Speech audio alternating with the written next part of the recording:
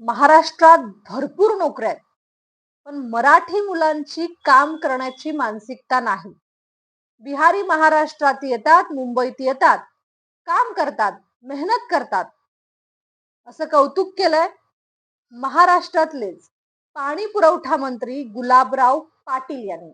नोकऱ्या पाहिजे, नोकऱ्या पाहिजे, नोकऱ्या आहे करणारा मानसिकता नाहीये. बिहारचा माणूस इथं पोट भरतो, बिहारीवर आपण टीका करतो.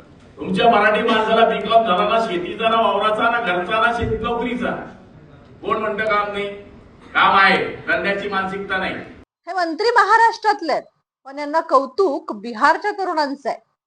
तर मंत्री महोदयांनी सांगावं की गेल्या 5 वर्षात मंत्री महोदयांनी तरुणांना किती नोकऱ्या दिल्यात.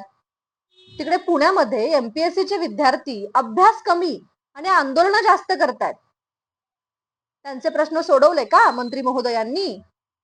बर, एखादा शिकलेला तरुण राजकारणात यायचं असं म्हणाला तर यांना यांचे पुतणे, यांची मुलं, यांचे नातेवाईक, एखादा खंदा कार्यकर्ता याला मोठं करायचं असतं.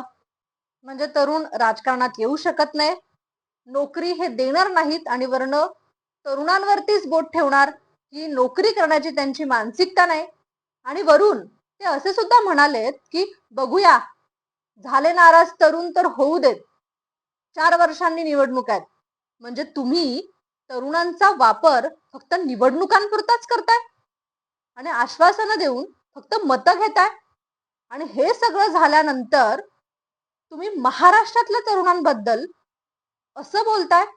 मंत्री गुलाबराव पाटील यांनी केलेल्या या विधानाबाबत तुम्हाला काय वाटतंय?